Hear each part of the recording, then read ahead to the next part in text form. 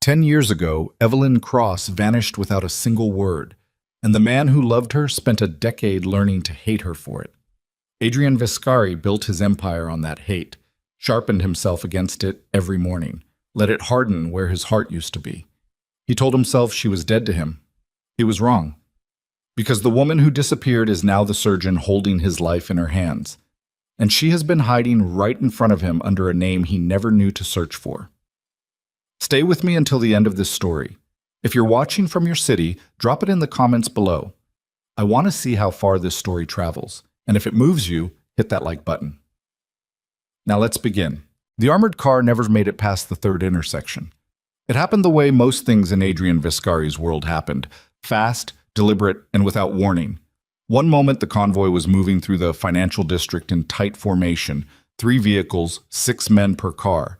The kind of security detail that made federal agents nervous just watching it from surveillance vans parked 2 blocks away.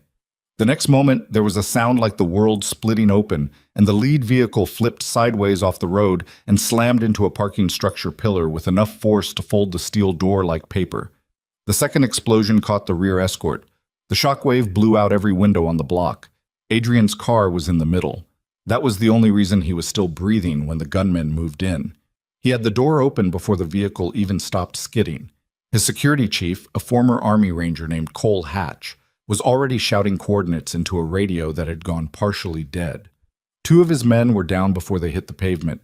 Adrian registered that the way he registered everything in moments like this, as information, not emotion. His body moved on instinct. 10 years of surviving in a world that wanted him dead had wired him that way. He made it 30 feet before the third shooter caught him. The round hit his left side, just below the ribs. He felt it as pressure first, then heat, then the kind of deep wrongness that told his body something important had been damaged. He kept moving anyway. That was the training. That was the discipline. You don't stop moving just because you're bleeding. You stop moving when you're dead, and he wasn't dead yet. Cole got him into a building, pushed him through a service entrance and down a flight of stairs into a maintenance corridor while their remaining men held the street. Adrian could hear the gunfire above them, 3 round bursts, then a long silence, then a single shot that echoed differently than the others. "How bad?" Cole said. Not a question. Cole never asked questions when he could just look at a wound and calculate. "I'm standing." "That's not what I asked." Adrian looked down. His shirt had gone dark from the bottom of his rib cage to his hip. The bleeding wasn't slowing on its own. He could feel his pulse in the wound now, each heartbeat pushing warmth through his fingers where he was pressing against his side. "Get me a hospital," he said. Cole's jaw tightened. "Which one?" "Certain hospitals. People talk." "The one that keeps people alive." Adrian's voice was flat. "Figure it out." Mercy General was a level 1 trauma center on the north edge of the financial district, and on a Wednesday night it operated at the particular pitch of controlled chaos that trauma surgeons either learn to love or learn to leave. The waiting room held 17 people. 2 of them were going to be admitted before midnight. The rest were going to be sent home with prescriptions and instructions they wouldn't follow. In Trauma Bay 4, Dr. Claire Rowan was finishing a repair on a construction worker who had taken a rebar through his left shoulder and was currently arguing in a hoarse and increasingly slurred voice that he didn't need surgery because he'd survived worse and could she please just pull the thing out and wrap it and let him call his wife. "Sir," Claire said, without looking up from the field, "if I pull it out without controlling the bleed first, you will die. Stop talking." He stopped talking. She had that effect on people. Not because she was cruel, her residents all said she wasn't, that she was actually one of the few attendings who remembered to ask about their hours, and once left a full pot of coffee with a handwritten note outside the call room at 3 in the morning. But she had a quality in the OR that her colleagues had debated at length over drinks and couldn't quite name, a kind of absolute stillness at the center of herself, even when everything around her was moving fast. Like someone who had learned a long time ago that panic was a luxury she couldn't afford and had simply stopped carrying it. Her scrub nurse, Denise, was the one who took the call from the ambulance bay. "Incoming GSW, left flank, possible splenic involvement," Denise said, appearing at Claire's elbow with the kind of careful calm they all learned to perform. 2 minutes out. Cole Hatch is listed as the emergency contact. He's already in the building. Claire finished the last loop of suture and stepped back. Someone I should know? Security world. Private. Not the kind of client we usually get from the street. Denise lowered her voice slightly. Apparently he's insisting on a specific surgeon. Claire stripped her gloves. He doesn't get to request. He gets whoever's available. He knows that. He's still insisting.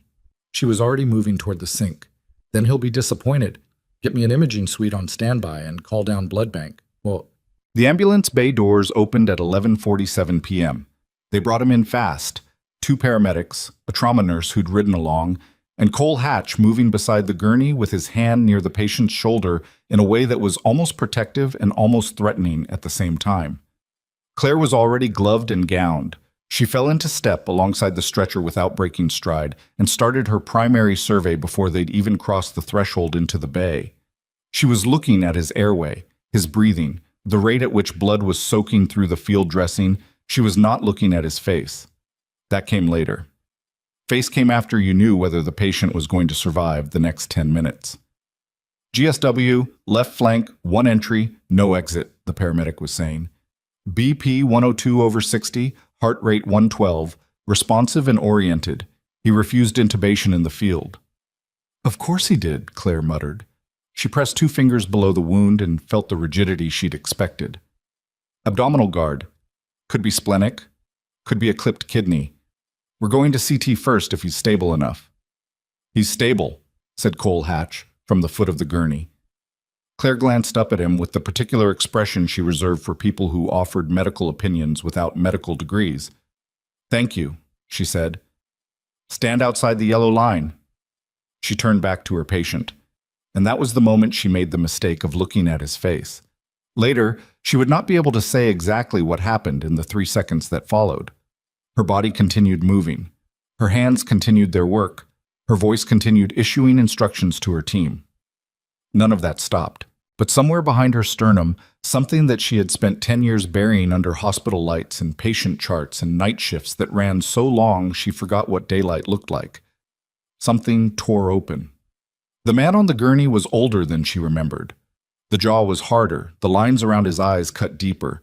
The easy confidence that she had once loved in him had calcified into something cooler and more deliberate. But the shape of him was the same, the particular way he held his shoulders even when he was hurt. The dark eyes that tracked everything in the room without moving his head. Adrian Viscari. She had 3 seconds, maybe 4. The noise of the trauma bay filled her ears. Monitors, IV pumps, Denise calling out vitals, a resident asking about the imaging suite. She let all of it wash through her and anchor her back in her body. Back in the bay. Back inside the identity she had spent 10 years building so carefully that sometimes she forgot it wasn't real. Her name was Claire Rowan.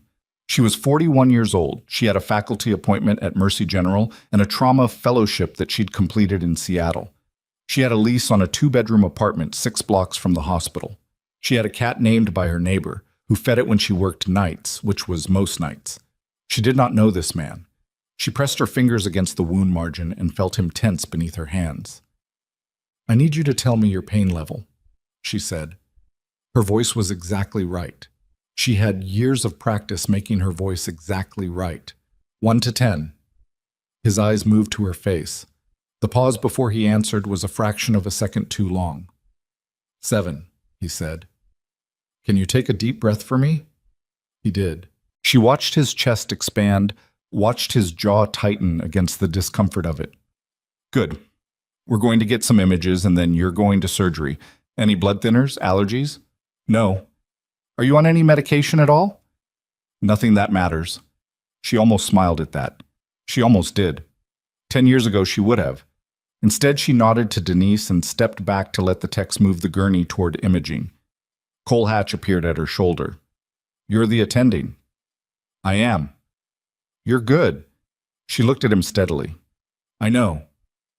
He studied her for a moment with the particular professional assessment of a man who spent his life reading rooms. He's going to ask about you. Patients often do, she said. Tell him to rest. She walked away before he could say anything else. Shatum-cham. The imaging showed what she'd expected. A clipped spleen, slow bleeder, the kind of injury that looked manageable until it wasn't. She had 40 minutes, maybe an hour, before the slow bleed became a fast one and the math changed. She scheduled the OR and scrubbed in and did what she had done hundreds of times on dozens of different tables for patients whose names she didn't know and whose lives she was responsible for keeping intact. She did not think about the fact that she knew this patient. She did not think about the fact that his voice had barely changed. She did not think about anything except the work. The work was something she could trust. It had never lied to her. It had never left her alone in a city she didn't know with nothing but a burner phone and a name she'd found in a file at the bottom of a dead woman's storage unit. The work had been there every morning for 10 years, waiting, demanding, entirely indifferent to her history. She had built herself inside it the way other people built themselves inside families or faith, and it held her now while her hands moved with the precision that her residents studied and her colleagues envied, and none of them understood. 90 minutes later, she closed. The spleen was repaired. The bleeding was controlled. He was going to live. She stood at the scrub sink afterward with the water running and let herself feel the shake in her hands for exactly 30 seconds. Then she turned it off. Dried her hands, walked out into the corridor. Cole Hatch was waiting. "He's out of surgery," she said. "He'll be in recovery for an hour, and then we'll move him to a private room. Barring infection or complication, he'll be discharge eligible in 4 to 5 days. Cole nodded. "He's going to want to talk to you." Patients often do. He specifically said, "Tell him whatever you need to tell him," Claire said. "Tonight I'm going to finish my shift and then I'm going home. If he has questions, he can ask them in the morning during rounds." She went back to work. She did not sleep that night. She sat on the edge of her bed at 4 in the morning with her hands wrapped around a cup of tea that had gone cold and watched the city through her window. Headlights moved below her. A truck rumbled up the avenue. The night was ordinary in the way nights were always ordinary when something impossible had just happened. She had run through all the calculations already. She was good at calculations. She had been good at them for 10 years. Risk assessments, contingency plans, the careful arithmetic of survival that had become so automatic she barely noticed she was doing it anymore. The calculation said, "He doesn't know who you are." Nothing in his behavior indicated recognition. You operated on him the way you operate on anyone. If you maintain that posture tomorrow and every day after until he's discharged, there is no reason this has to become anything more than what it already is. A patient, a case, a name on a chart. She knew how to do that. She had made herself into someone who knew how to do that. The problem was the 3 seconds in the trauma bay when she had looked at his face and felt 10 years collapse like they weighed nothing. She set down the cold tea. She pressed her palms flat against her thighs and felt the steadiness of her own bones under her hands and reminded herself, not for the first time and not for the last, that the woman she used to be was dead. Evelyn Cross had ceased to exist on a night 10 years ago when she walked out of a hotel in Lower Manhattan with nothing but a bag and a plan, and the knowledge that if she stayed, the man she loved would eventually be killed for it. She had made that choice with her eyes open. She was not going to let one face in a trauma bay unravel it. Morning rounds brought her to his room at 7:15. He was awake. Of course he was awake. She hadn't expected otherwise. He was sitting up against the raised head of the bed, IV in his left arm, monitoring leads on his chest, a tablet on the bedside tray that someone had brought him, and his eyes went to the door the moment she stepped through it. She kept her clipboard between them and her expression clinical. "Good morning. How's the pain?" "Manageable. Scale of 1 to 10. 4. She made a note. "That's better than last night. I want to see you up and walking by this afternoon. Short distances only. The nurses will assist. I want to ask you something. After I finish my assessment." She moved to the bedside and went through the post-operative checks with methodical efficiency. Wound site, bowel sounds, respiratory, reflexes. He let her work without interrupting, which was not what she'd expected. He had always been patient in a way that surprised people who thought they understood him based on his reputation. That patience had been one of the first things she was not doing that. "Your recovery is on track," she said, stepping back. "Any nausea?" No. Fever? No. Good. She made the final note and moved toward the door. Dr. Rowan. She stopped, turned. He was looking at her the way he had looked at people when he was working something out. That particular quality of attention that felt like being taken apart piece by piece and studied. You operated on me last night, he said. I did. You were very calm. That's the job. A silence. You remind me of someone, he said. Every nerve in her body went still. Patients say that sometimes, she said. I have one of those faces. He held her gaze for a long moment. Maybe. She left before the moment could stretch any further. In the corridor, she walked with the same measured pace she always used and did not allow herself to run until she turned the corner and found an empty supply room and stood inside it with her back against a shelf of gauze bandages and breathed through the shake that had been building in her chest since the moment he spoke. You remind me of someone. She had known, she had always known, that this day might come. Not like this specifically. But she had known that the world was not as large as the distance she had put between herself and the past, and that 10 years, however carefully constructed, was not the same as forever. She had a choice.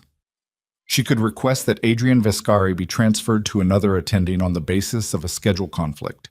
She could fabricate a professional reason. She could be out of his orbit in 24 hours and he would never have enough to follow. He would think of her as the calm surgeon who saved his life and then moved on.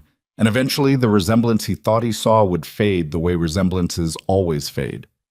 She stood in the supply room and made herself breathe, and she knew, with the certainty of someone who had survived by being honest with herself about difficult things, that she was not going to request the transfer.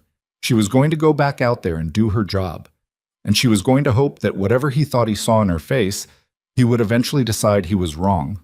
She was still convincing herself of that when she walked back out into the hallway and found Cole Hatch, standing 6 feet away with his arms crossed and his eyes already on her, and in them she saw the beginning of a question she was not ready to answer.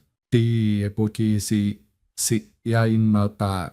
she didn't know, what she couldn't know, standing in that corridor with her clipboard and her careful face, was that Cole Hatch had spent the last 20 minutes on his phone, not making calls, reading them.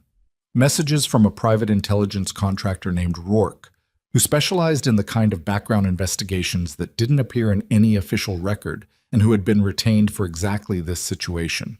Any close contact with Adrian Vescari that fell outside the known pattern. Rourke's message was short. Dr. Claire Rowan, licensed for 10 years. Before that, nothing. No school records, no family history, no photographs. Full identity appears constructed. Running the biometrics now. Cole looked up from his phone. He looked at the door of Adrian Vescari's room. Then he looked at the empty corridor where Claire Rowan had been standing a moment before. And for the first time in a very long career, Cole Hatch felt something that was almost, not quite, but almost like the ground shifting under his feet. Cole Hatch did not go back into Adrian's room that morning. He stood in the corridor for another 40 seconds, phone in his hand, Rourke's message still open on the screen, and ran the calculation that men in his profession were trained to run.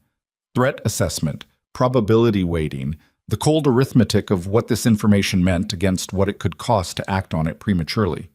He had built his reputation on not moving until he was certain. Certainty required more than a background gap and a biometric scan still in progress. He put the phone in his pocket and went to find coffee. He did not tell Adrian. Not yet. But Adrian spent the first full day in the hospital the way he spent most situations he couldn't physically remove himself from. By watching. He watched the nurses who came in to check his vitals and noted which ones were chatty and which ones were efficient, and which one, the young man who came in at 2 in the afternoon, was clearly working double shifts because his eyes had that particular flatness of someone running on 3 hours and caffeine and stubbornness.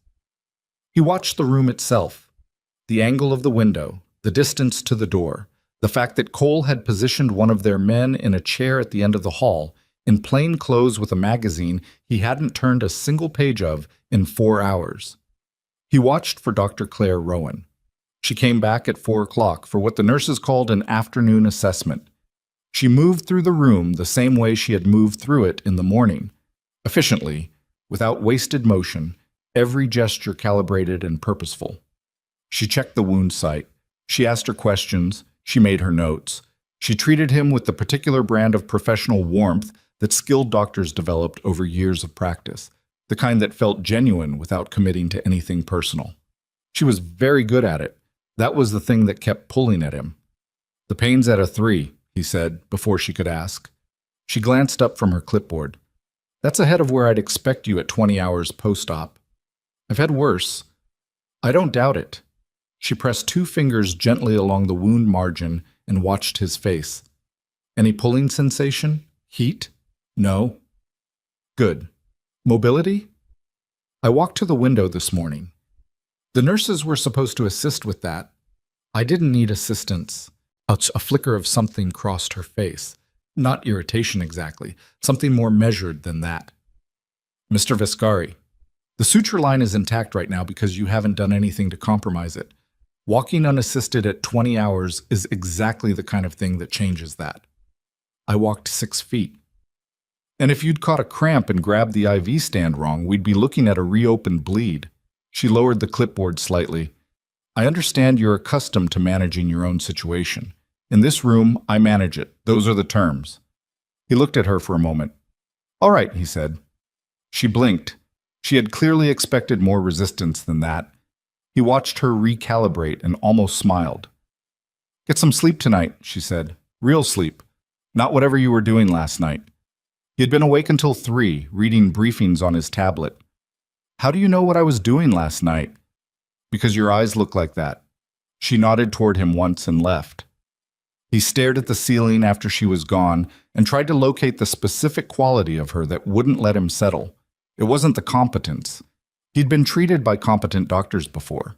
It wasn't the directness, though that was unusual enough in people who dealt with him to be notable. It was something in the grain of her, something underneath the professionalism that he recognized the way you recognized a song from the first 2 notes before you could name it. He picked up his phone and called Cole. "Find out everything there is to know about Dr. Claire Rowan," he said when Cole answered. "Everything. Where she trained, where she grew up, who she knows." A pause on Cole's end that lasted precisely 1 second too long. "Already in progress," Cole said. Adrian pulled the phone away from his ear and looked at it. "When did you start?" he said. "Last night." "Why?" Another pause. "Because I'm good at my job." Adrian put the phone back to his ear. "What have you found?" "Not enough yet. Give Rourke until tomorrow morning." He ended the call and lay in the hospital bed in the fading afternoon light and felt something that had nothing to do with the wound in his side. A low, persistent unease, like a frequency just below hearing that you feel in your back teeth before you can name it. He had learned a long time ago to trust that feeling. Claire ate dinner standing up at the nurse's station, which was how she ate most dinners on shift. Half a sandwich from the vending machine on the 4th floor, a cup of coffee that was reliably terrible, and whatever 6-minute window the evening gave her between the chest pain in room 12 and the teenage boy in room 7 who had broken 3 fingers playing basketball and was handling it with significantly less composure than his mother. Denise found her there at 7:15. "Room 408 wants to know if you'd come by before the end of your shift," Denise said, with the particular neutral expression she used when she was withholding an opinion. "I did afternoon rounds." "He knows. He's asking anyway." Claire took a sip of terrible coffee. "Tell him I'll come by if time allows." "He said to tell you it wasn't about his recovery." She put the coffee down. "What did he say it was about?" "He didn't." Denise paused. "His security guy is very large." "I've noticed." "Just noting that, contextually." Claire picked the coffee back up. "I'll go by." She waited until 8:30, when the floor had settled into its evening rhythm and the corridor outside 408 had only one nurse moving through it. She knocked twice and pushed the door open. Adrian was sitting up, the tablet dark on the tray beside him, the room lit only by the window light and the soft glow of the monitoring equipment. He looked like a man who had spent the day thinking and had arrived somewhere he wasn't sure he wanted to be. "You wanted to see me," she said. She stayed near the door. "I wanted to ask you something." If it's about discharge timeline, it's not. He looked at her directly. Did we know each other before last night? The question landed in the room like something dropped from a height.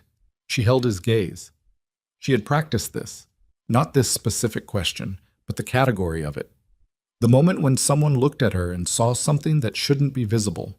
She had a response built for it, layered and credible. And she deployed it now with the steadiness of someone who had rehearsed the lines so many times they had become true. Not that I know of, she said. Why? You looked at me last night, in the trauma bay, for about 3 seconds before you went clinical. He watched her. Most doctors don't do that. They look at the wound. I look at the patient first, she said. It's a habit. Some attendings do it differently. Is that all it was? Yes. The silence between them was not comfortable. It was the kind of silence that had weight and shape and direction. I apologize, he said finally. It's a strange thing to ask a doctor who just saved your life. It's a strange situation, she said. Get some sleep, Mr. Viscari. She left. She walked down the corridor at her usual pace and turned the corner and kept walking until she reached the stairwell, and then she sat on the third step from the bottom and put her face in her hands and stayed there for 2 minutes exactly. Then she stood up, smoothed her coat, and went back to work. Rourke's full report arrived at 6:47 the following morning, 40 minutes before Claire's shift began. Cole read it twice in the parking structure across from the hospital, sitting in the driver's seat of a black sedan with the engine off and the report on his phone screen. Then he called Rourke directly. Walk me through the biometrics, he said.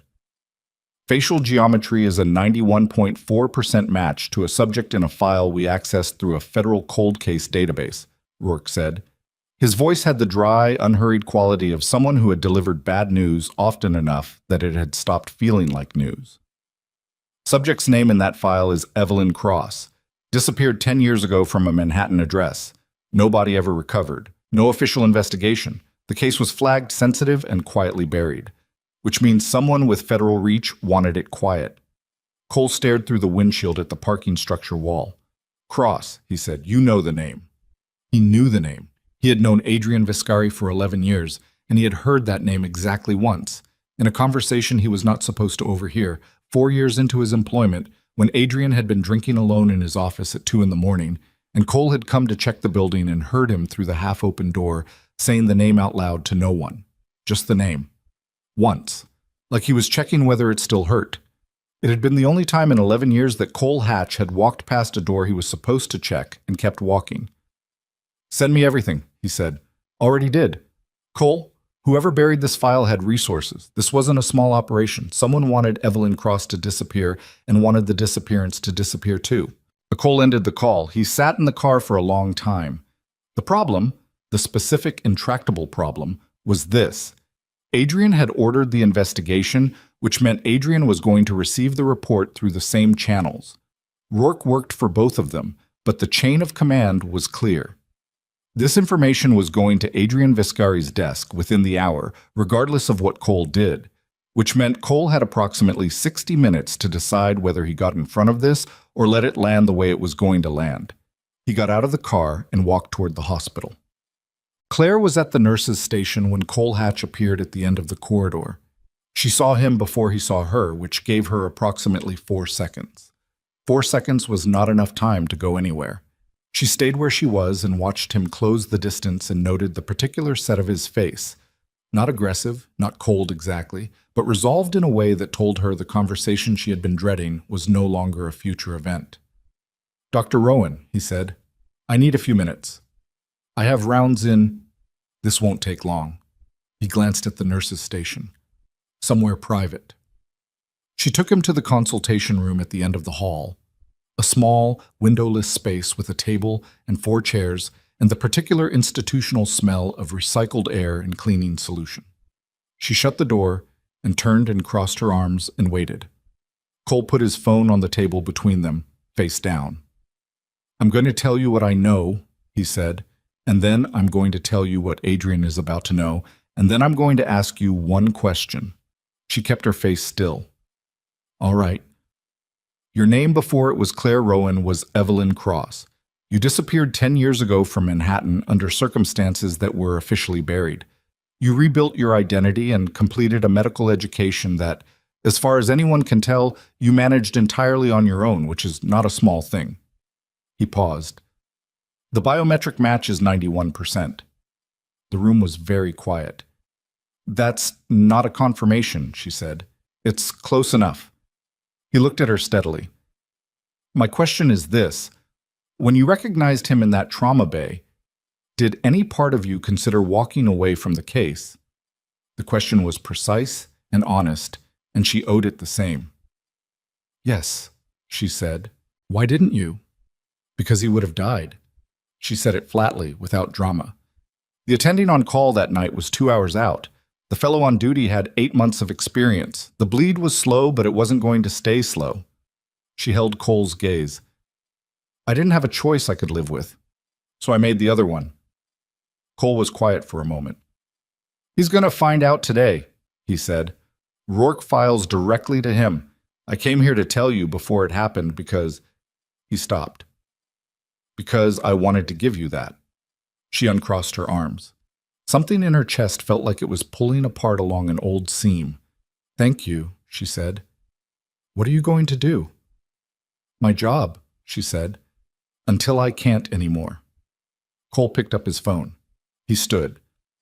For what it's worth, whatever happened 10 years ago, the man in that room has spent a significant portion of the last decade being a harder and more dangerous version of himself because of it. He said it without judgment, just information. I'm not telling you that to make you feel anything.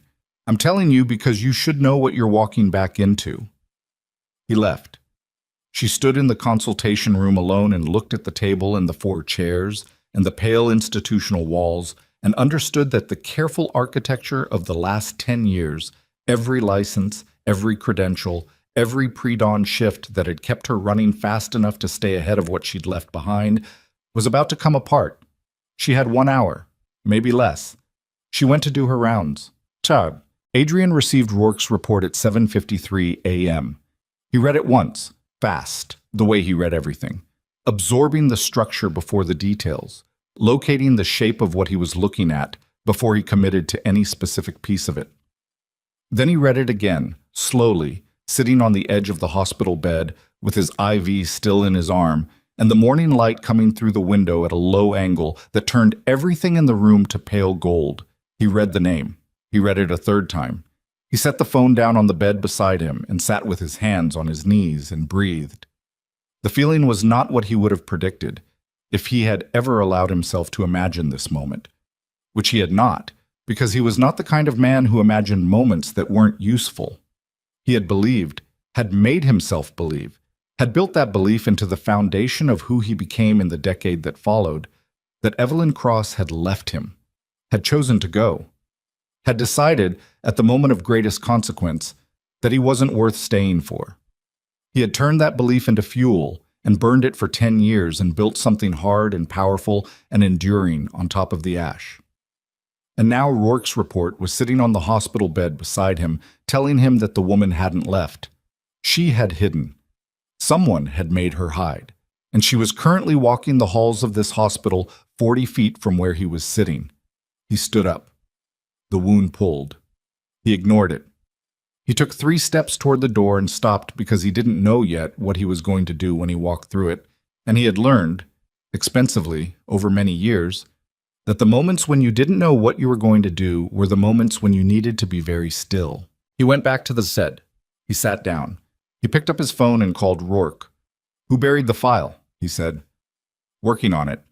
Federal reach, like I said. Could be DOJ adjacent. Could be private with government access. The signature of it is unusual. Not a standard suppression, more like someone rebuilt the file structure from the inside. How long? To find the origin? 2, 3 days. You have 1. He ended the call. He looked at the door. Then he did something he hadn't done in years without a specific tactical purpose. He waited. He sat in the hospital room with the morning coming through the window, and he waited, and he let the shape of this new information settle around him like water finding its level, and he didn't move until he understood, or thought he understood, what it meant. It meant 10 years of his own history had been a lie. It meant the woman he had turned his grief into armor over had not abandoned him. It meant someone had engineered that loss deliberately. The question of who and why was operational. He would find that. He was very good at finding things. But first, and this was the part that was not operational, the part that sat in his chest like something that had no business being there in a man who had spent 10 years removing exactly this kind of vulnerability from himself. First, he needed to look at her face when she knew that he knew. He needed to see what was left.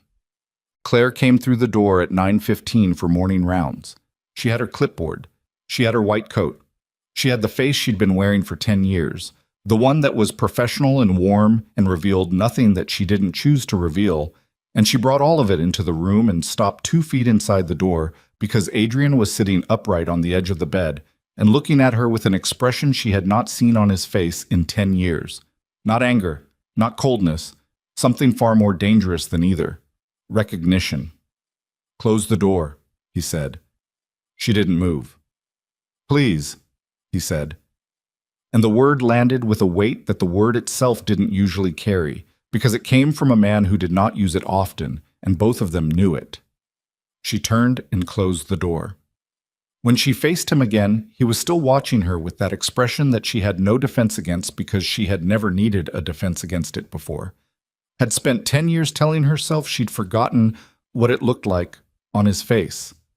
She hadn't forgotten anything. "Say my name," he said quietly. The clipboard in her hands felt like the only solid thing in the room. "Mr. Viscari, my name." His voice didn't rise. It didn't need to. "My name, Evelyn." The sound of it, her name, her real name, the name she had buried under 10 years of Claire Rowan, moved through her like current through water. She felt it in her hands first, then her throat. She lifted her chin. "You're not ready for this conversation," she said. "You're 4 days out of surgery. Tell me that's why you're not answering me." She set the clipboard on the tray table. She crossed to the chair beside the bed and sat in it, which put her at his level instead of standing over him, which felt, she didn't know why, but it felt necessary, like she owed him that. "How long have you known?" she said. 2 hours. "Cole?" Cole started it. Rourke confirmed it. He was watching her with an intensity that she felt on her skin. "You've been here, in this city, this hospital. 6 years. 6? He stopped. Something moved across his face that he controlled immediately, but not fast enough. "You were here when I—" He stopped again. "The Foundation Gala 3 years ago," she said. "You were a donor. You were in the building for 40 minutes. She paused. "I was in the parking structure." The silence was very loud. "Why?" he said. Not an accusation.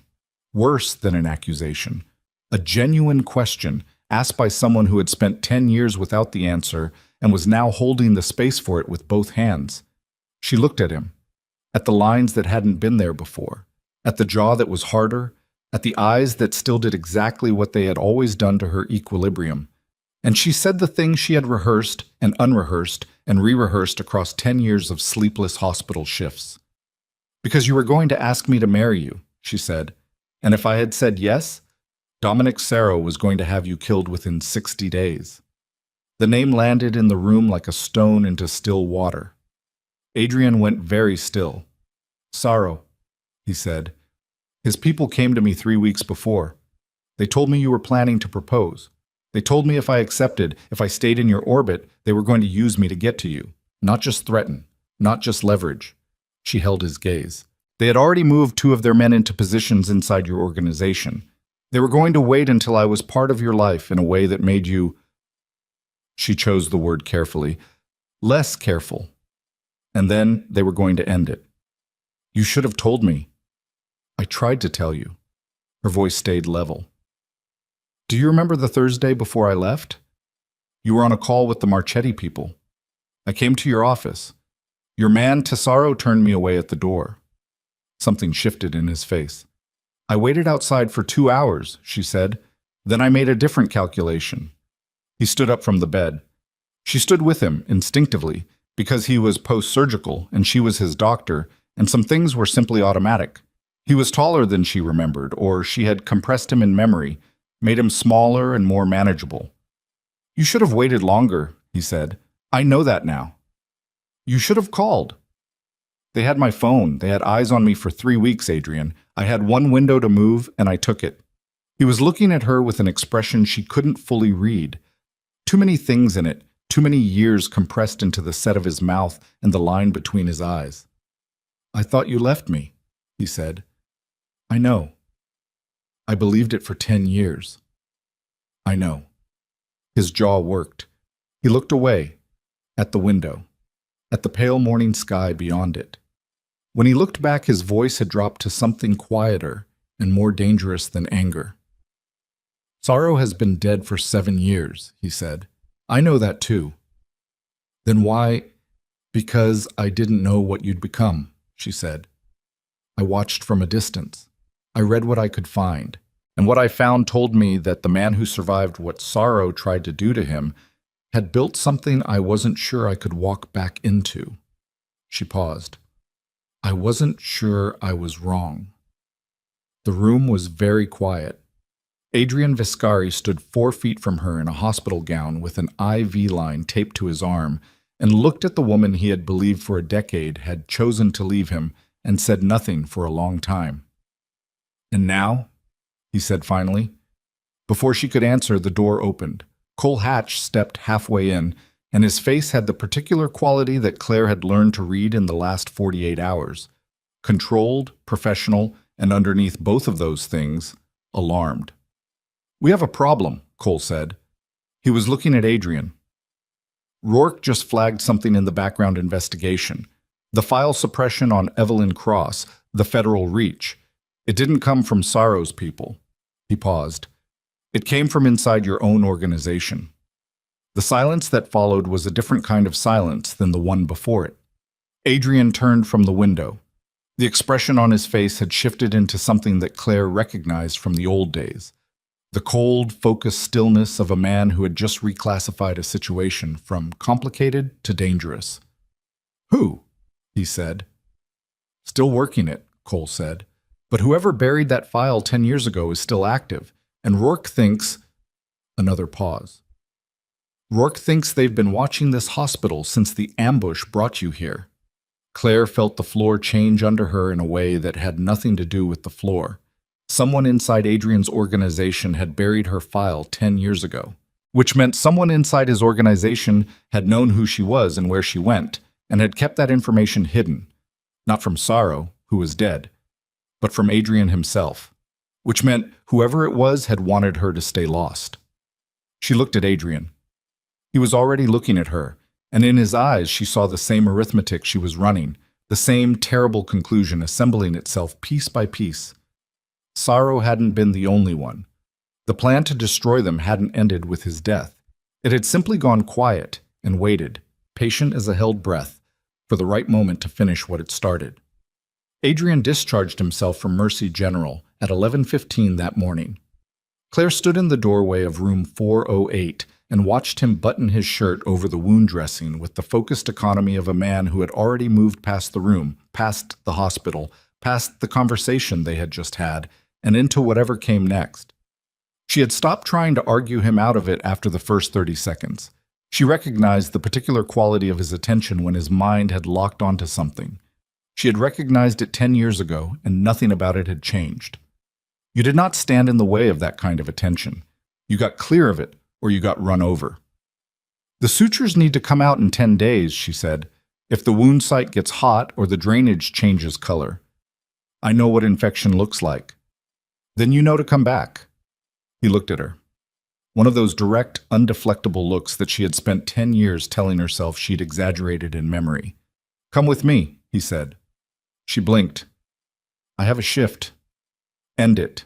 "Adrian, someone in my organization buried your file 10 years ago," he said, his voice dropping to something that didn't carry past the two of them. "Which means someone in my organization has known your location for some portion of the last 10 years and chose not to tell me. Which means you are not safe in this building, and you have not been safe in this building since the night of the ambush, and I need you where I can control the variables." He held her gaze. So end your shift. She wanted to argue. She had an entire architecture of reasons to argue.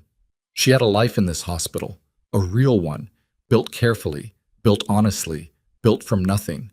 And walking out of it on his instruction felt like surrendering a territory she had earned at significant cost.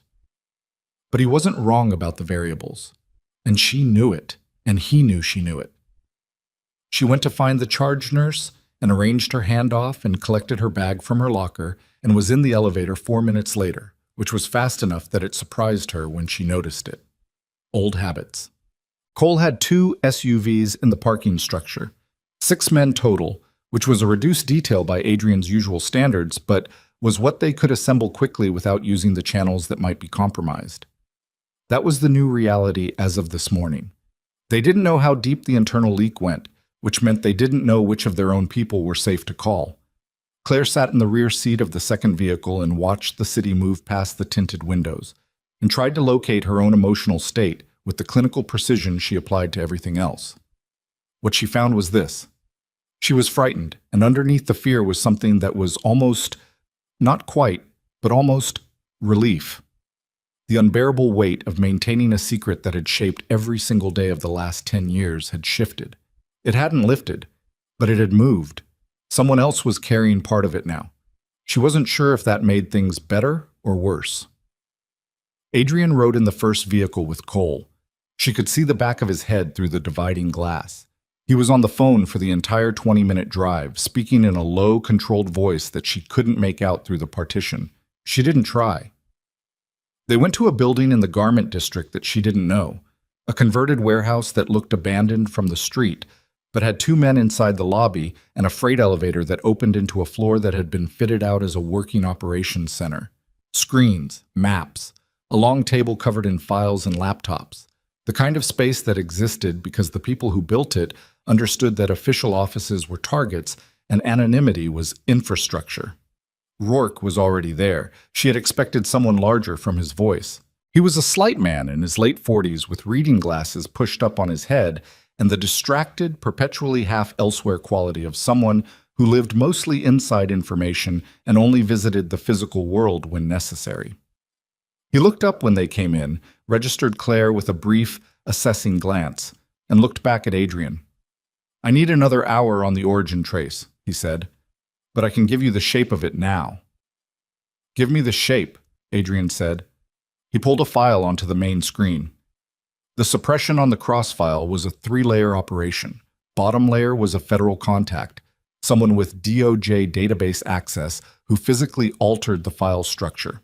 Middle layer was a financial buffer, shell accounts that paid for the federal access and have since been dissolved. Top layer is where it gets interesting. He clicked to a second screen. The authorization signature, the identity that initiated the whole chain, traces back to an internal account within the Viscari organization's legal division. The room was very quiet. "Legal division," Adrian said. "Specifically, an account that was active between 12 and 8 years ago. The account holder officially left your organization 8 years ago." Rourke paused. "Name on the account is Martin Greaves." Adrian's expression didn't change. Claire watched him absorb this and recognized the particular stillness of a man containing something large.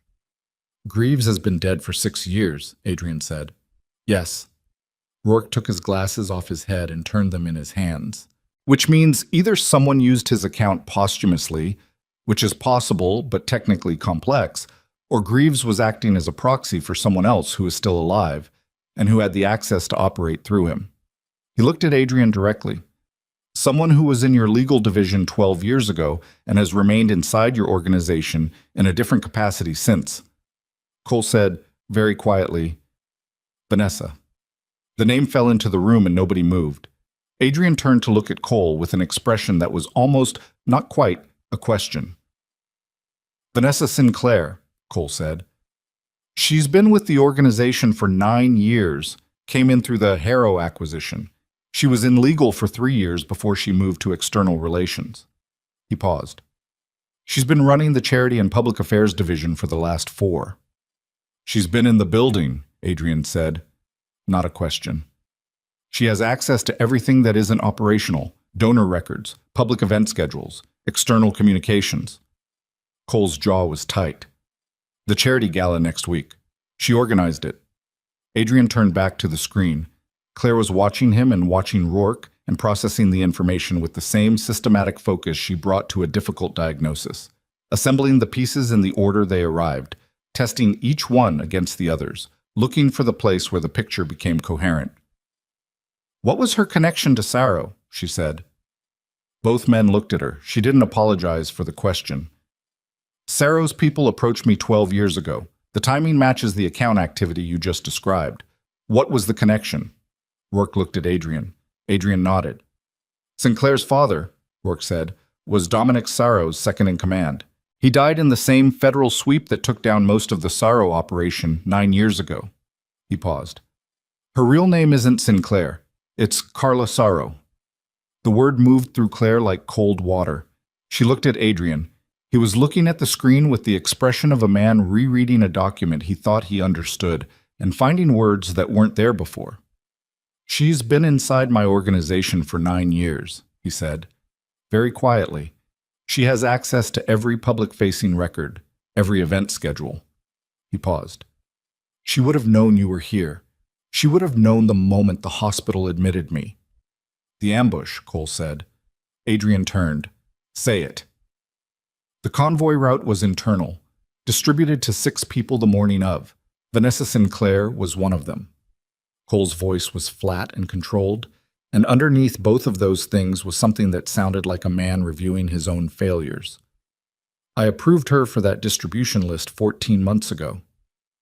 The silence in the room was the kind that follows an explosion, not the sound of it, but the absence of sound in its wake. Claire stood at the edge of the operations table and understood, with the particular clarity that arrived sometimes in the worst moments, that the ambush had not been random. The armored car, the route, the timing, all of it had been arranged. And Adrian had been brought to this specific hospital because someone had ensured that was where he would go, and that hospital was where Claire worked, and the entire sequence of events that had led to this morning, the reunion, the recognition, the exposure of her identity, had not been coincidence. It had been staged.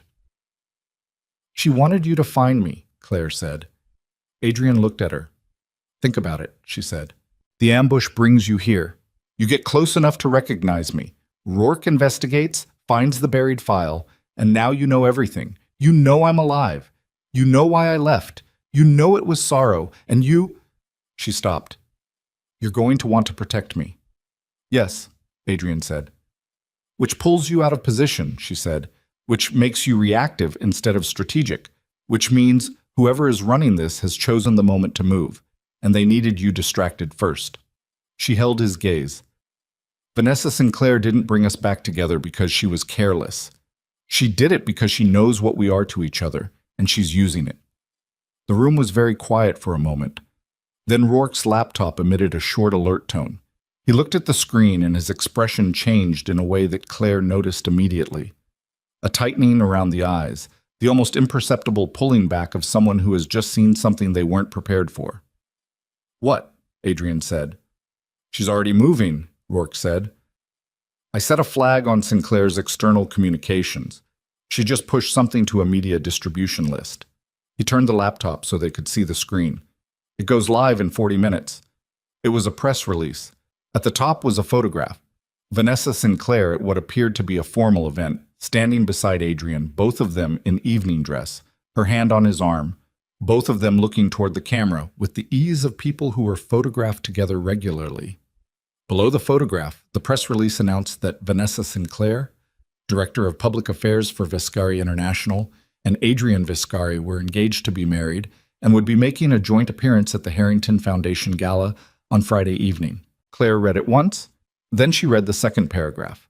The second paragraph stated that the release was accompanied by documentary evidence, security footage, and financial records, demonstrating that Adrian Viscari had personally ordered the termination of 3 federal informants in the Sarro investigation 9 years ago, evidence that had been suppressed through payments to federal officials, and that Ms. Sinclair had recently discovered this material and was making it available in the public interest.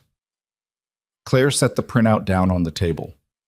"She's going to bury you," she said. "She's going to try," Adrian said. "Adrian." She waited until he looked at her. "If that footage goes public, it doesn't matter whether it's real. The federal exposure alone shuts. The footage is fabricated. Prove it in 40 minutes. His jaw set. He turned to Cole. "Get Harmon on the phone. I want an injunction on that distribution list before it deploys." "Harmon is in the legal division," Cole said. His voice was careful. The implication sat in the air between them. "Right," Adrian said, very quietly. "Right." He walked to the window, the one that looked out over a fire escape and the brick wall of the building across the alley, and stood with his back to the room for approximately 10 seconds. Claire watched him. She had learned, a very long time ago, that the 10 seconds when Adrian Viscari stood still and said nothing were the 10 seconds when everything important was happening, and the only thing to do was wait. He turned back. "Rourke, can you intercept the distribution? Delay it, not kill it. 40 minutes becomes maybe 2 hours. Do it." He looked at Cole. "Pull everyone we trust. Not division heads, not legal, not public affairs. Line staff. People I've known for more than 6 years who came up through field operations." He paused. "I want to know who in this organization has had regular contact with Sinclair in the last 18 months. I want names by tonight." "And Sinclair herself," Cole said. "I'll handle Sinclair myself." Cole's expression shifted slightly. "Adrian, I said I'll handle it. She's going to be at the gala Friday. That's a public venue. 400 people, press." "I know what it is." Adrian picked up his phone. "That's why I'm going." Claire spent the afternoon in the operations center because there was nowhere else to go. She sat at the far end of the table with a laptop that Rourke had configured for her and worked through the material he'd assembled. The account traces, the suppression architecture, the timeline of Vanessa Sinclair's movements within the Viscari organization. She worked through it the way she worked through a patient history, systematically, without allowing her conclusions to outrun her evidence. She made notes in the margins of the printed files in her small, precise handwriting, and she did not allow herself to think about the fact that every hour she spent in this building was an hour she was not at the hospital, not doing her work, not being the person she had made herself into. She was Evelyn Cross again. She hadn't chosen it, and she couldn't undo it, and she was going to have to find a way to carry both versions of herself until this was over. At 4:30, Adrian came and sat across from her. He had eaten something, she could tell. He looked steadier than he had at the hospital. Cole had presumably made him eat something because Cole was the kind of man who managed people's physical needs as a tactical matter. She appreciated that about Cole more than she'd expected to. "I need to tell you something," Adrian said. He put both hands flat on the table and looked at them for a moment before looking at her. "The thing I said this morning, about you waiting longer, outside my office." She waited. "I don't know what I would have done if Tessero had let you in," he said. "I tell myself I would have listened. I tell myself I would have found another way." He paused. "I don't know if that's true. I was a different person 12 years ago. I was arrogant in ways I couldn't see yet." His voice was even, but the evenness cost him something. She could see that. "I'm not saying that to excuse what happened. I'm saying it because you made a decision based on who I was, and I don't know whether you were wrong." She looked at him across the table, at this man who had become harder and colder and more dangerous than the one she had loved, and who was sitting in this room telling her a hard truth about himself instead of the easier version. "You're not that person anymore," she said. "No." He held her gaze. "I'm not sure that's entirely a good thing." Before she could answer, Rourke's alert tone sounded again. Different pitch this time, shorter, more urgent. Rourke pulled up his screen and went very still. "What?" Adrian said, already standing. "The media distribution didn't delay," Rourke said. His voice had lost its dry, unhurried quality. "She had a secondary channel. It went live 8 minutes ago." He turned the laptop. "It's already picked up by 3 outlets." The screen showed a news aggregator page. The headline on the first outlet read, Viscari International Air implicated in federal informant killings. Fiancé releases evidence. Below it, the security footage was embedded and playing on a loop. Claire looked at the footage. She had expected it to be crude, poorly matched lighting, obvious temporal inconsistencies, the kind of fabrication that an expert could dismantle in an afternoon. She had expected that because the people who fabricated evidence were usually working under time pressure, and the results were usually imperfect. This was not imperfect. The footage was clean. The angle was authentic. The figure on screen who moved with Adrian's specific gait and gave instructions to two men who subsequently walked toward the camera and out of frame, she looked at it and understood immediately why it was dangerous. Not because it was real, but because it was good enough that dismantling it would take weeks, and in weeks the federal attention it generated would have done the damage that the footage itself couldn't do alone. "She's been building this for months," Cole said from the doorway. He had come in quietly during the last 2 minutes. "Maybe longer. This isn't improvised." Adrian was looking at the screen with an expression Claire had never seen on his face in all the years she had known him. Not fear, not anger, but something beneath both of those. Something foundational, the expression of a man watching the architecture of his life be taken apart piece by carefully placed piece. "She doesn't want the organization," he said, very quietly. Cole frowned. "What?"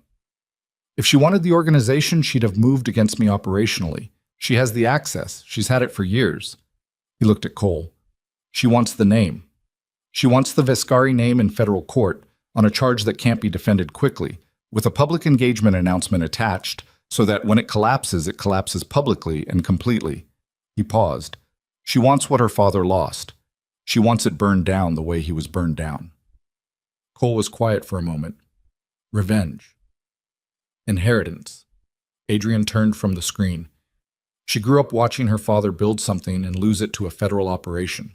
She spent 9 years building the same kind of case from the inside. He looked at Claire. "And she used you to trigger it. She needed me destabilized before she moved. She needed me." He stopped. Claire said it for him. "She needed you to find me, so you'd be compromised, so you'd be making decisions based on something other than strategy." She felt the coldness of it settle over her. "I was the distraction. You were the weapon," Adrian said. "Not cruelly, just precisely. She aimed the ambush at me knowing I'd end up in your hospital. She knew about you the whole time. She had Greaves's files. She had the suppression records. She knew exactly who you were and where you were, and she kept it from me for years, and then she used it at the exact moment it would do the most damage." His voice was flat and controlled, and underneath it was something incandescent that she recognized from the old days. The particular fury of a man who had been played with precision and knew it. "She's been sitting in my organization for 9 years learning everything she needed and waiting for the moment when she could use it all at once." Rourke said, "There's something else." Nobody spoke. He turned the laptop again. A second browser window behind the news page. A live feed from a building security system. Exterior camera, angled down at a street-level entrance. The building was this building. Standing on the sidewalk outside, looking directly up at the camera with the particular composed expression of someone who wanted to be seen, was a woman in a dark coat. Early 40s, dark hair, the kind of face that had been carefully arranged into beauty and wore it like a tool. She looked into the camera for 3 seconds. Then she lifted one hand and placed a single finger against her lips. Then she walked away. "She knows we're here," Cole said. "She's known since we arrived," Adrian said. He was already moving. "We have maybe 20 minutes before this location is burned. Rourke, extract everything. Cole, rotate the vehicles and change the departure route."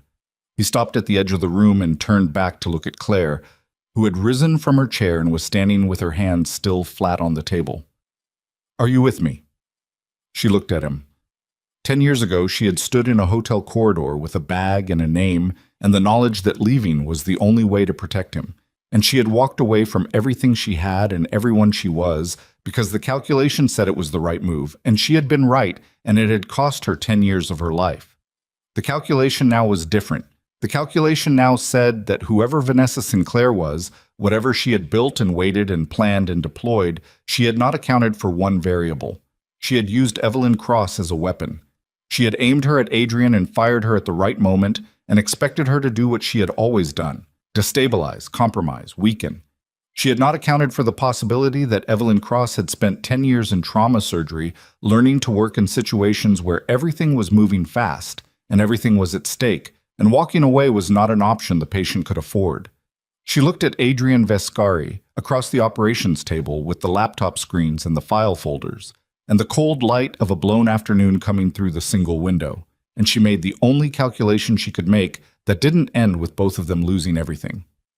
"Yes," she said, and the ground shifted completely beneath the life she had spent 10 years building, and she walked toward him across the room, and she did not look back. They moved out of this garment district building in 11 minutes, not 12, not 10, 11, because that was what the situation allowed, and Adrian had stopped pretending he had more margin than he did. Rourke pulled his drives and wiped the machines. Cole rotated the vehicles through a service alley 2 blocks north and changed the plates on both SUVs in the parking structure while his men watched the street exits.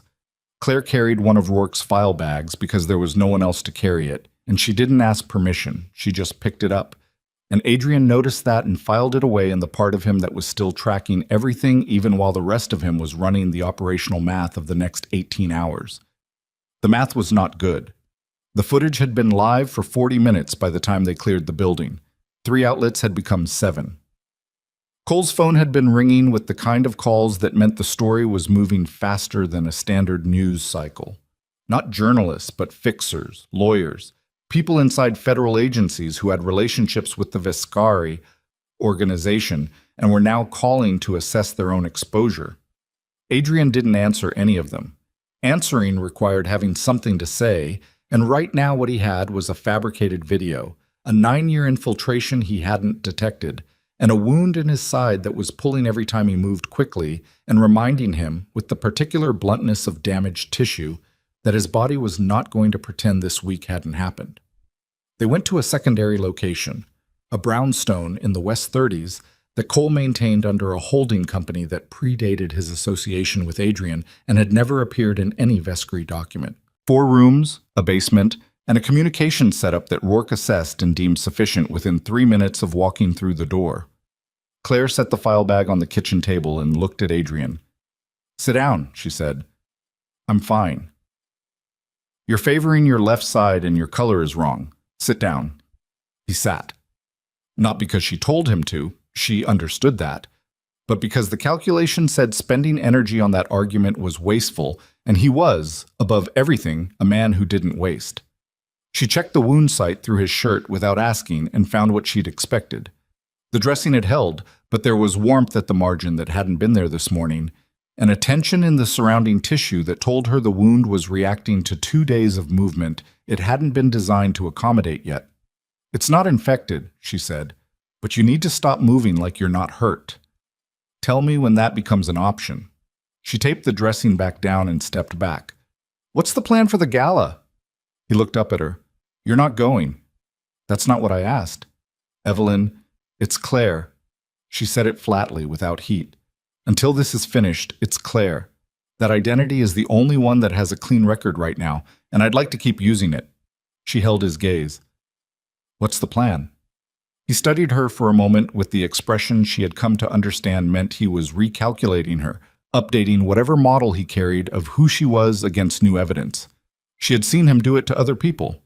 She hadn't expected to be on the receiving end of it. It was a strange experience. "Vanessa released the footage and the engagement announcement together," he said.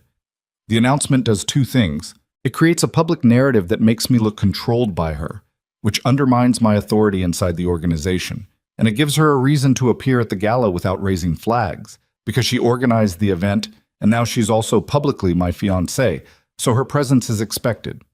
He paused. "She's going to use the gala to make the next move. Whatever that is, whether it's a second evidence drop, a meeting with federal contacts, or something operational, it happens Friday night."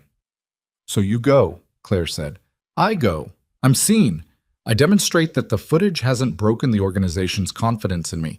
I give the loyal captains a chance to read the room." He paused. "And I find out what she's planning to do next. And if what she's planning to do next involves you not walking out of that building." He didn't answer that immediately. "Rourke," she called. Rourke appeared from the basement doorway with his glasses on and a drive in each hand. "Working." "The footage. How long to establish fabrication?" "Full forensic analysis, chain of custody documentation, expert testimony. 6 to 8 weeks in federal court." He paused. "To produce a credible technical counter-analysis that a news outlet would run?" 48 hours. Maybe 36, if I don't sleep." "You have until Friday morning," Adrian said. Rourke looked at him over the glasses. "Then I'm not sleeping." He went back to the basement. Iki. Thursday moved the way days moved when everything was simultaneously too slow and too fast. Hours that felt both interminable and consumed before you could use them properly. Rourke worked through the night in the basement. Cole ran his loyalty assessment through channels that bypassed the compromised division heads, calling men he'd worked with in the field years before Adrian, men whose histories he knew well enough to stake his life on, which was exactly what he was doing. By midnight Thursday, the list of confirmed loyalists was 14 names. By 2 in the morning, it was 12, because 2 of the names Cole had called didn't answer in a way that felt right. And Cole had learned long ago to trust the feeling of a phone call that was off in a way you couldn't articulate. Claire sat at the kitchen table with the files from Rourke's bag and worked through the paper trail of Vanessa Sinclair's 9 years inside the organization with the systematic attention she gave to a complex diagnosis.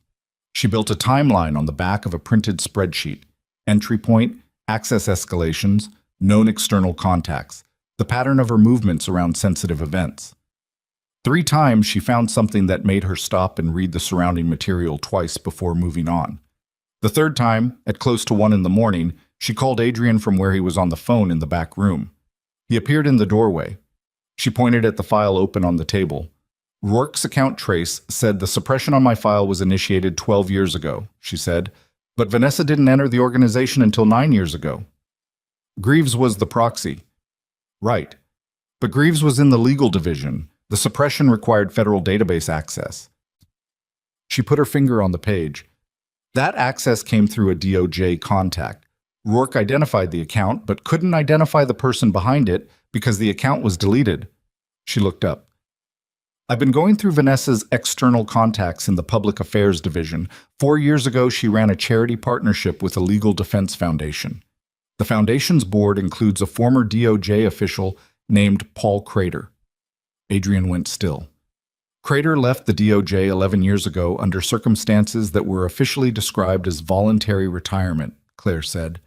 "Rourke's trace of the suppression account shows the deletion happened 10.5 years ago. The timing is consistent," Adrian said, "and Crater has attended 2 Viscari Foundation events in the last 3 years." She held his gaze. "As Vanessa's guest." He pulled out his phone and called Rourke. "Paul Crater, former DOJ. I need everything by morning." He ended the call and looked at Claire. "You've been doing this for 4 hours." "Someone has to." He sat down across from her, which surprised her. She had expected him to take the information and move. Instead, he sat, and for a moment the operational tempo of the last 2 days seemed to drain out of the room, and what was left was just the 2 of them at a kitchen table at 1 in the morning with case files spread between them. "You're good at this," he said. "I'm good at finding patterns." She smoothed the edge of the file. "Medicine is mostly that. The symptoms tell you a story. You just have to read the right sequence." "Is that what you did with me?" he said. "Read the sequence." She looked at him. "I knew who you were the moment I saw your face. And then I did my job. For 4 days." "Yes." He leaned back in the chair and looked at the ceiling for a moment. "The night I planned to propose, I had the ring for 3 weeks. I kept finding reasons to wait, finding moments that weren't quite right." He brought his eyes back to her. "I think part of me knew something was wrong, the temperature of things. I was just too arrogant to name it." She was quiet. "I should have named it," he said. "We both should have named more things," she said. "We were young, and we were in the middle of something neither of us fully understood." She closed the file in front of her. I don't want to spend whatever time we have between now and Friday night going back over what we should have done. We need to be thinking about what happens if Rourke's counter-analysis isn't enough. He looked at her steadily. What happens is we take the gala. And if Vanessa has people inside, she does. We have to assume she does. Then 400 civilians in a room with an active internal conflict is, I know what it is, he said. I'm going to clear the room before it gets to that. How? I'm going to give her what she wants. She stared at him. She wants a public confrontation, he said. She wants to stand across a room from me in front of witnesses and have the moment where the footage and the announcement and the federal exposure all arrive at once, and I have nothing to answer with. She's been building to that moment for 9 years. He held her gaze. So I give it to her, publicly, with cameras, with everything she set up. And then I give the room something she didn't plan for. Which is the truth, he said. All of it. In a room full of people who have spent years cultivating relationships with the press. He paused. She wins the narrative war if I fight her in the courts. She loses it if the story that runs isn't the one she wrote. Claire looked at him for a long moment. You're going to need Rourke's analysis to hold up, she said. Rourke will hold up. And you're going to need someone who can speak to the history of what Saro's organization did from a position that has no connection to your organization. She held his gaze. Someone credible. Someone who was directly involved and has nothing to gain by telling the story. He understood immediately. She watched him understand it. No, he said. It's the piece you're missing, she said. The footage implicates you in Saro's takedown. If I stand up in that room and say publicly what Saro's people did, who they targeted, and why, it contextualizes everything. It establishes a motive for fabrication. You'll be exposed. I'm already exposed. Evelyn, Claire. She said it quietly, but she meant it. And I know the risk. I'm making the calculation with my eyes open. She held his gaze. You told me this morning you weren't sure you would have listened 12 years ago. I'm telling you now I need you to listen. The silence between them was different from the earlier ones. It had a different weight. He held her gaze for a long time, and she held his, and neither of them looked away. And after a while, the silence became the answer she needed. If anything moves wrong at the gala, he said, you leave. Immediately. Cole will have someone on you. Agreed. I mean it. I know you mean it, she said. I agree.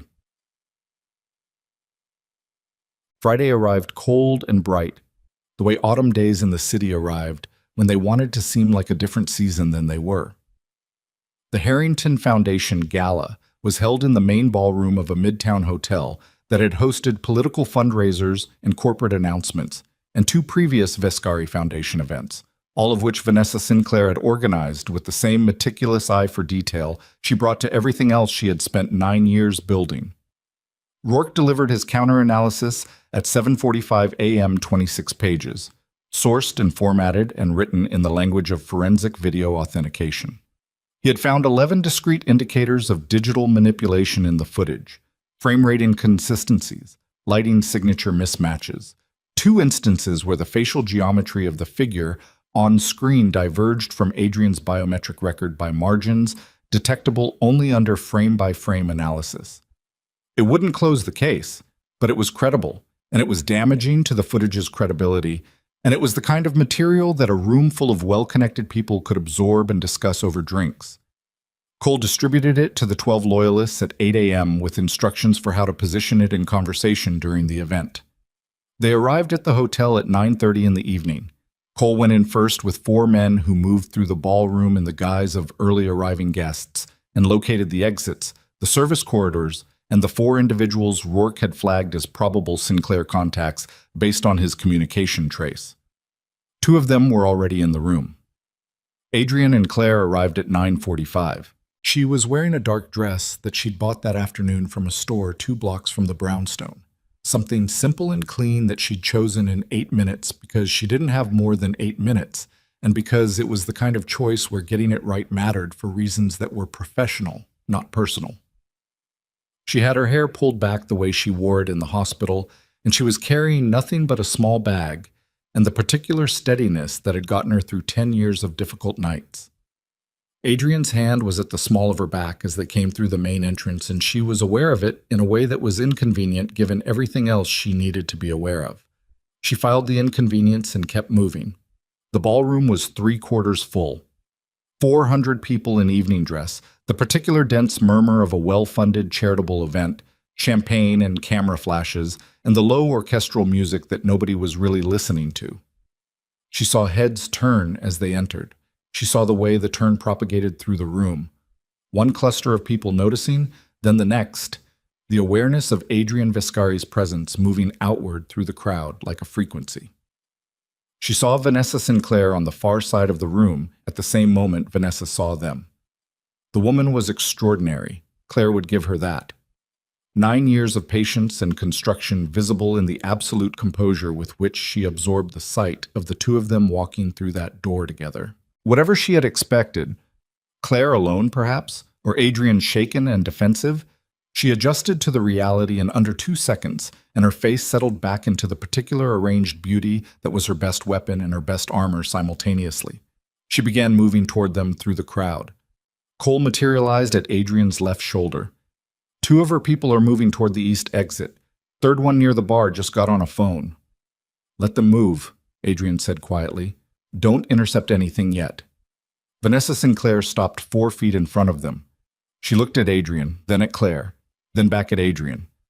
"I wasn't sure you'd come," she said. "I always keep my commitments," Adrian said. "You organized a good event." The pleasantness of his tone seemed to cost her something. She had expected a different version of this opening. "I see you brought a guest." "This is Dr. Claire Rowan," Adrian said. "She saved my life 4 days ago. I thought it was worth acknowledging publicly." He paused. "Among other things." Vanessa's composure shifted, very slightly. A recalibration. "The footage has been seen by quite a few people." "It has," Adrian said. "So has the analysis of it." He reached into his inside jacket pocket and removed a folded document. He held it out to her. 26 pages. "Take your time." She didn't take the document. "Whatever your team produced, it's not my team's production," he said. "It's an independent forensic authentication. The credentials of the analyst are on the cover page." He kept the document extended. "Take it, please."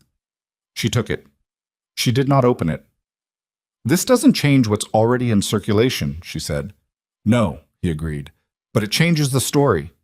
He glanced around the room with the ease of a man in his own environment. "There are 14 journalists in this room tonight. 3 of them are from outlets that ran the original footage. All of them have access to the same analysis your colleagues here are receiving right now." He looked back at her. "You built something very careful, Vanessa. You built it for 9 years, and you built it well. The problem is that the thing you built it on, the thing you needed it built on, was me not knowing why Evelyn Cross disappeared." The name landed on her face like something physical. "Now I know," he said simply. "And now everyone in this room is about to know it too." Her composure fractured. Just for a moment. Just enough. "You can't—" "My name is Evelyn Cross," Claire said. Her voice was clear and carried. The people immediately around them went quiet. That quiet spread the way sound spread in large rooms when something changed the temperature of the air. "My name is Evelyn Cross," she said again, and her voice was the voice she used in the trauma bay, calm and absolute and leaving no room for anything except the fact she was delivering. 12 years ago, Dominic Sarro's organization identified me as a vulnerability in Adrian Vescari's life and used that to attempt to destroy him. I was threatened, surveilled, and ultimately forced to disappear to protect someone I loved from being killed. She paused. The federal file documenting my disappearance was suppressed by a former DOJ official named Paul Crater, acting at the direction of an operative inside the Viscari organization who we now know to be Carla Sarro, who has been operating in this organization for 9 years under the name Vanessa Sinclair. The room had gone very quiet. Vanessa's face had changed in a way that Claire had seen before, not the face of a woman whose plan was failing, but the face of a woman recalculating very fast, looking for the angle that still worked. She found it faster than Claire expected. "That's a moving story," Vanessa said, and her voice had dropped from its public register to something quieter and more dangerous.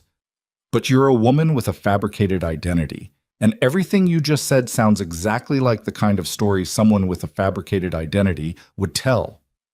She looked at the people around them, the journalists, the donors, the captains. Who in this room has any reason to believe her? The silence that followed had a different quality. The question had landed, and then Cole's radio crackled. "West Corridor," the voice said. "We have a problem." Cole was at Adrian's shoulder in an instant.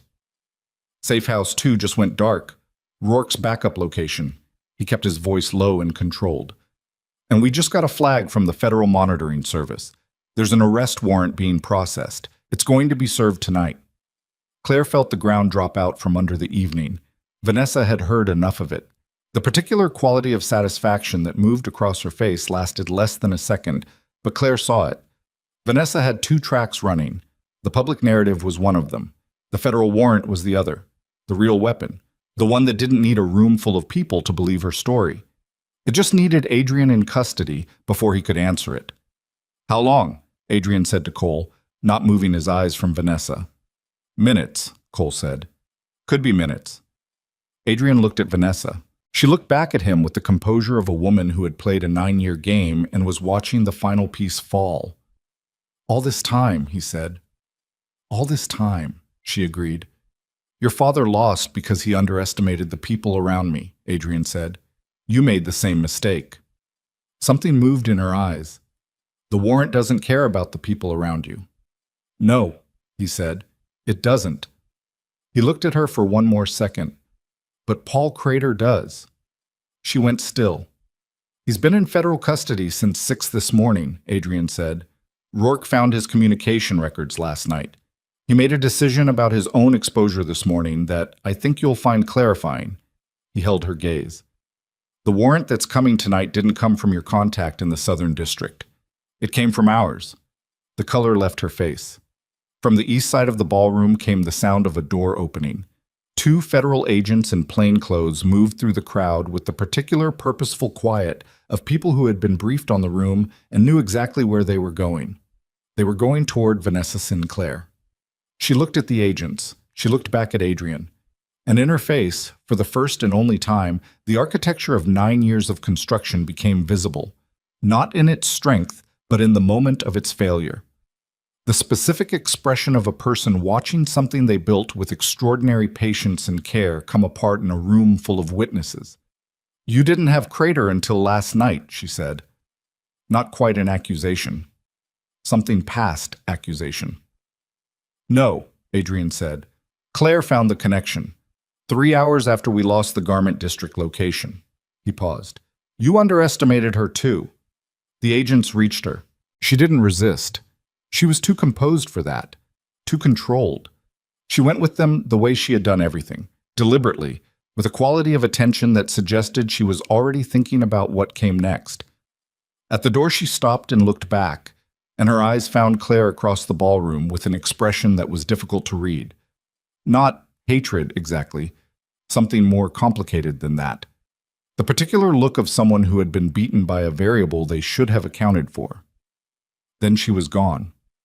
The room exhaled.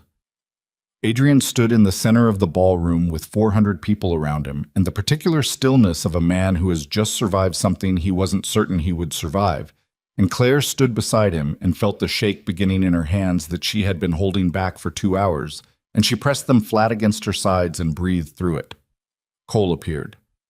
"The warrant was pulled," he said quietly. "Crater's testimony was enough to freeze it." He paused. "We have maybe 48 hours before the federal picture clarifies fully, but tonight is handled," Adrian said. Cole nodded. He looked at Claire with an expression that was, for Cole Hatch, remarkably close to warmth. "Nice work," he said. She almost said something modest. Instead, she nodded once because it had been nice work and she had earned the right to accept that without deflecting. Adrian turned to her. The ballroom around them was beginning to resume its noise. Voices, movement, the particular sound of 400 people processing an extraordinary evening and starting to talk about it, which was exactly what they needed those people to do. He said nothing for a moment. He just looked at her with the expression that she had seen across a kitchen table at 1 in the morning and had been carrying since. "It's not over," she said. "No," he agreed, "but the worst of it is. The footage is still in circulation. Rourke will handle the footage. The organization has people who need to be dealt with. Cole will handle the people. And the federal Evelyn." He said her name, her real name quietly, in the noise of the ballroom. I know all of that. I know what's left to do." His voice was steady, and his eyes were on her face, and underneath the operational calm was something she recognized because she had been recognizing it for the last 4 days in every room they'd been in together. "But right now, in this specific moment, I need to ask you one thing that has nothing to do with any of that." She looked at him. "Are you all right?" he said. The question was so simple and so direct and so different from every other thing that had been said and done in the last 4 days that she felt it move through the careful professional composure she had been wearing all evening and find the thing underneath it. The exhaustion, the relief, the grief for 10 years that couldn't be recovered. And underneath all of those, persistent and inconvenient and entirely unwilling to be buried, the feeling she had spent a decade trying to leave behind in a hotel corridor in Lower Manhattan. "Ask me again in 48 hours, she said. His mouth moved. Almost a smile. The closest thing to one she had seen on his face since the hospital room. And it was enough. It was more than enough.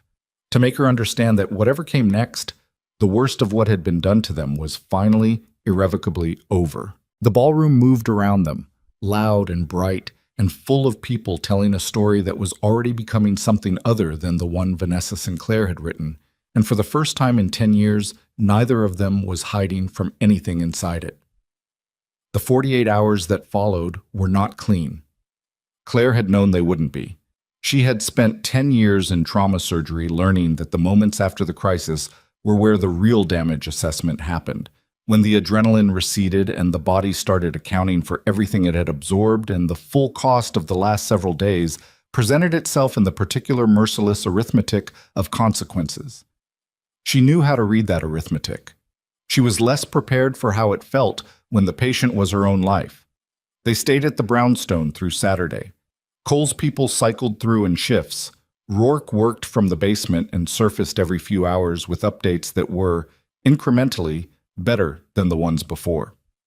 Crater's testimony was holding. The federal warrant had been formally withdrawn by Saturday afternoon, replaced by an investigation into the fabrication itself, which named Carla Sorrow, also known as Vanessa Sinclair, and Paul Crater as primary subjects, and which listed 4 additional members of the Vescari organization's legal and public affairs divisions as material witnesses. 4 people. Cole had named 3 of them by Friday midnight. The 4th was someone he'd trusted for 6 years, and when the name came through on Rourke's communication trace Saturday morning, Cole sat in the kitchen with a cup of coffee and said nothing for a long time, and Claire, who was at the table with her own coffee and the last of the case files, did not offer him anything because she understood that some things needed to be sat with and not managed. Adrian spent most of Saturday on the phone or in the basement with Rourke, and when he wasn't doing either of those things, he was doing what Claire had learned was his version of stillness, sitting in the single chair by the front window with his hands loose on the arms of it, looking at the street below, processing. He had been doing it since she'd known him. 12 years ago, she had watched him do it in the passenger seat of a car driving upstate and had thought, at the time, that it looked like absence. She understood now that it was the opposite. It was the fullest kind of presence, everything directed inward, everything being sorted and weighted and filed. She left him to it. She was doing her own version of the same thing, though hers looked less like stillness and more like work. She had called the hospital Saturday morning and spoken to the chief of the department, a careful man named Dr. Philip Osei, who had hired her 6 years ago and who listened to her account of the last 4 days with the focused, unhurried attention of someone taking a patient history. She told him the truth. Not all of it. Not the decade of criminal adjacency, not the full architecture of what Sorrow had done and what it had cost, but the essential facts. Her name, her history, the reason for her absence, the circumstances that had created Claire Rowan, and what those circumstances had finally resolved into. He was quiet for a long time when she finished. "Your surgical record is your own," he said finally. "Whatever your name is." She closed her eyes for a moment. "I'd like to come back on Monday." "I'd expect you to," he said. "Take the weekend." She put her phone down and sat with the particular weight of that conversation settling around her.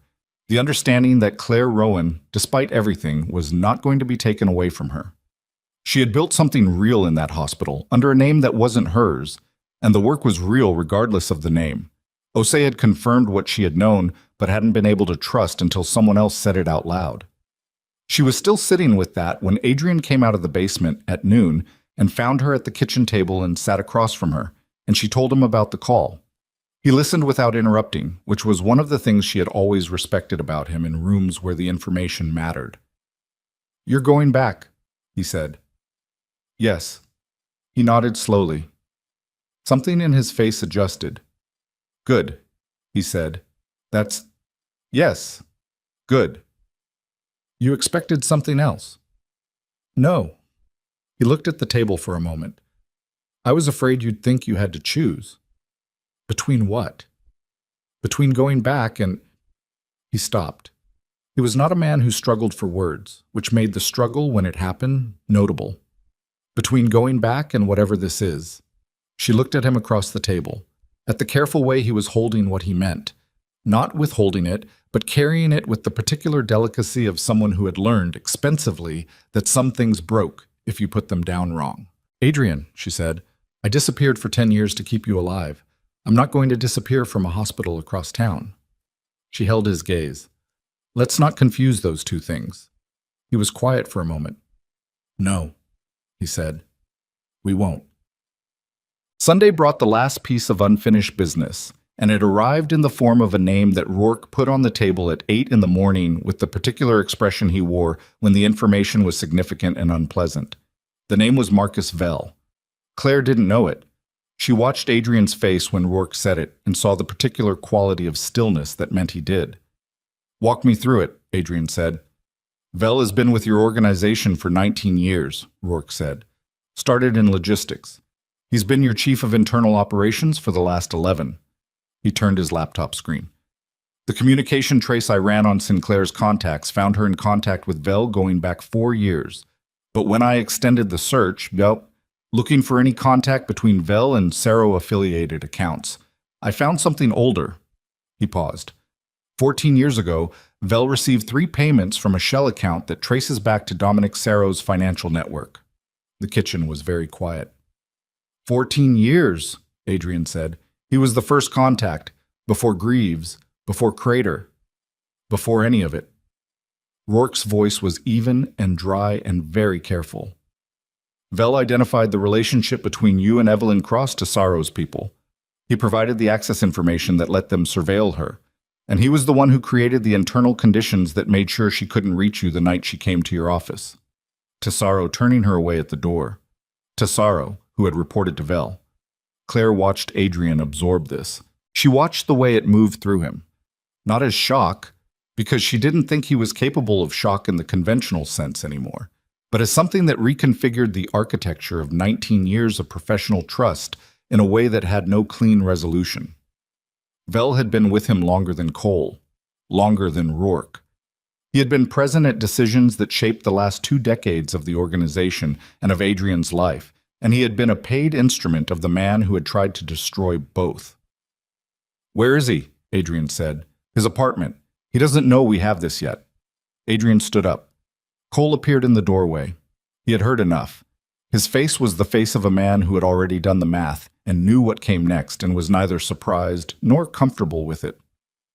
"I'll go with you," he said. "No," Adrian said. "Just me." "Adrian, I said just me." He looked at Cole with an expression that ended the conversation. "This one is mine." Claire stood. "Your sutures." He looked at her. "You're 10 days from surgery," she said. "Whatever you're going to do, don't do anything that opens that wound." She held his gaze. "I mean it." Something in his face softened, very slightly, in the way that things softened when they had been hard for a long time and encountered something they trusted. "I know you do," he said. He was gone for 3 hours.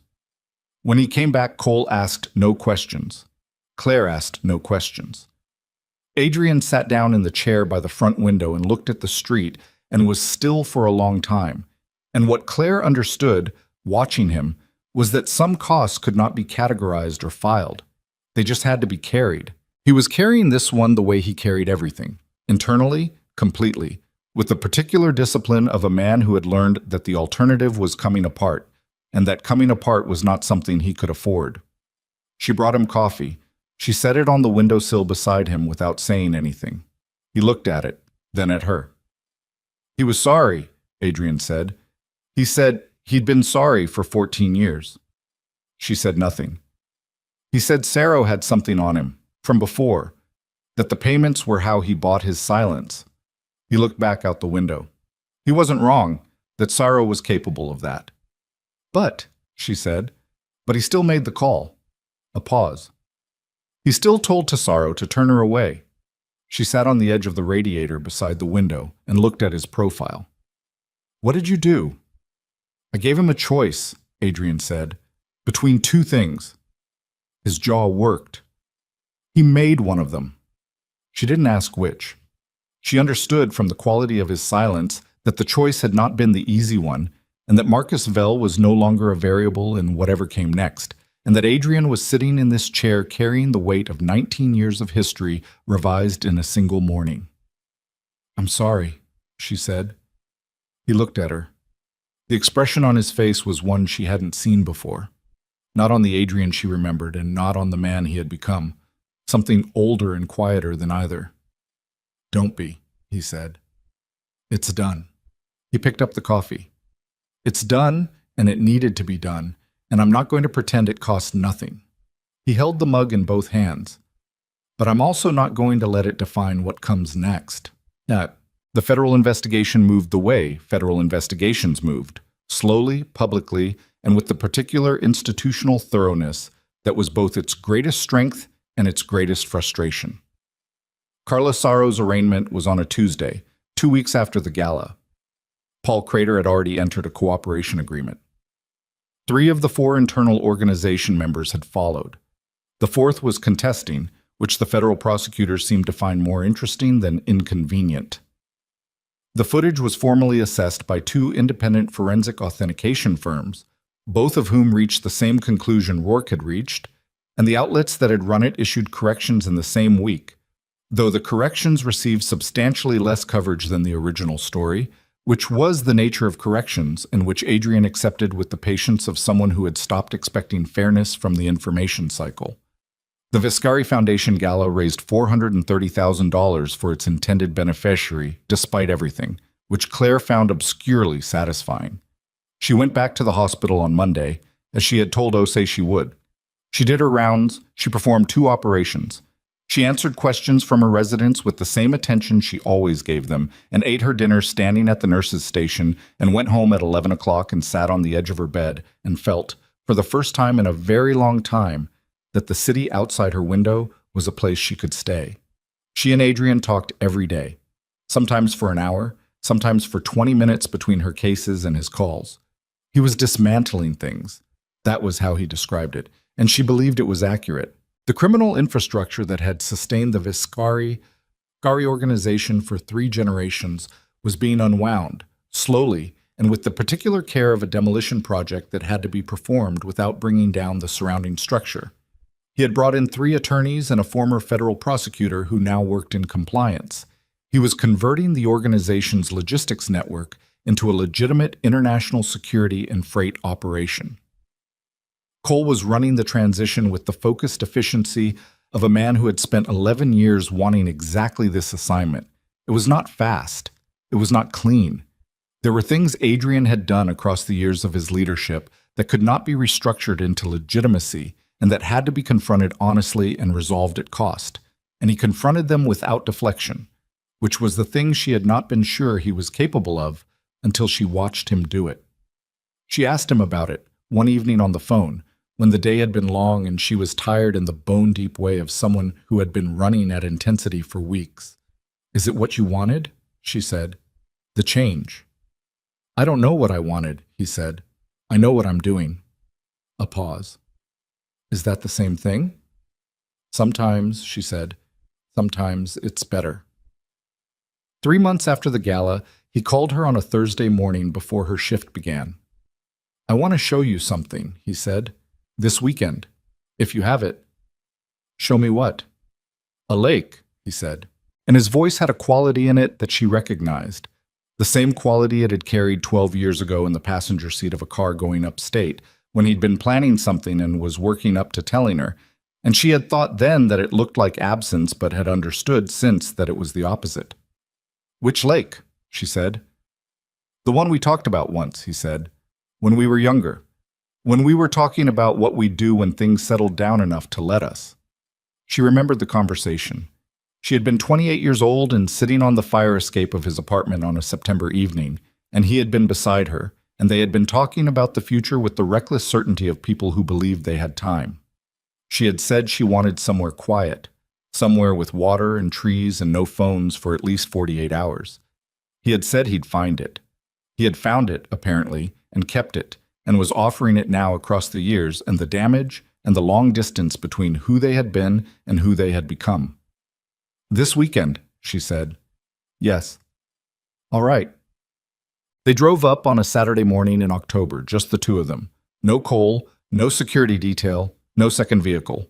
Adrian had argued this point with Cole for 20 minutes on Friday evening and won it on the basis that the federal case had removed the active threat, that his location was known to no one they hadn't vetted, and that 48 hours of private time was not a tactical vulnerability, but a human necessity.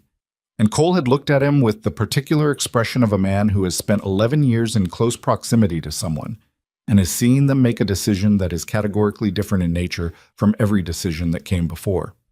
Cole had nodded once and let them go. The drive was 2 hours north, the trees had gone to autumn color, and the morning light was low and bright, and the road moved through it in long, easy curves that felt like exhaling.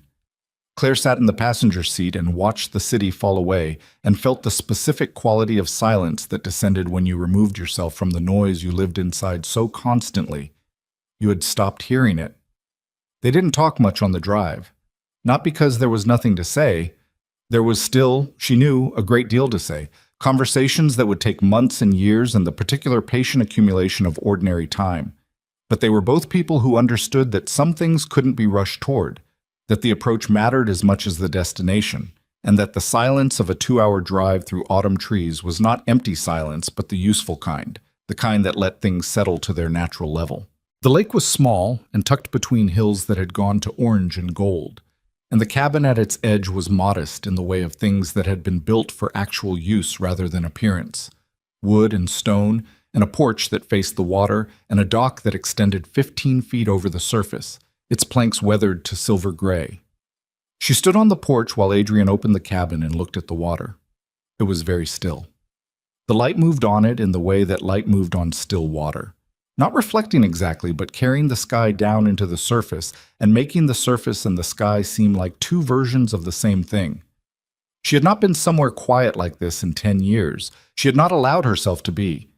Quiet had been a threat for a long time, the specific kind of quiet in which the things you were running from had room to catch up. She had kept herself in motion, in hospital corridors and operating rooms, and the permanent forward momentum of a life designed to prevent stillness from becoming danger. Standing on this porch, with the lake in front of her and the October cold in the air and nothing moving except the light on the water, she understood that the motion was over. She could be still now. Adrian came and stood beside her. He leaned his forearms on the porch railing and looked at the water and said nothing, and she leaned hers beside his, and they stood like that for a while in the morning quiet. "Your side," she said eventually. "Better. I'll look at it later. You're off duty." "I'm never off duty," she said. "You should know that by now." He turned his head to look at her. The expression on his face was the one she had been carrying in her memory for 10 years. Not the version distorted by loss or hardened by time, but the original one, the one she had fallen in love with before she understood what falling in love was going to cost. It was quieter now than it had been, weighted differently, but it was the same expression. "I have something to ask you," he said. She looked at him. "Not yet," he said. Not right now. I want to do it right. He held her gaze. I just wanted you to know it was coming. So it wasn't a surprise, so you'd have time to think about it. She understood. She held his gaze and understood completely. All right, she said. All right as in you'll think about it.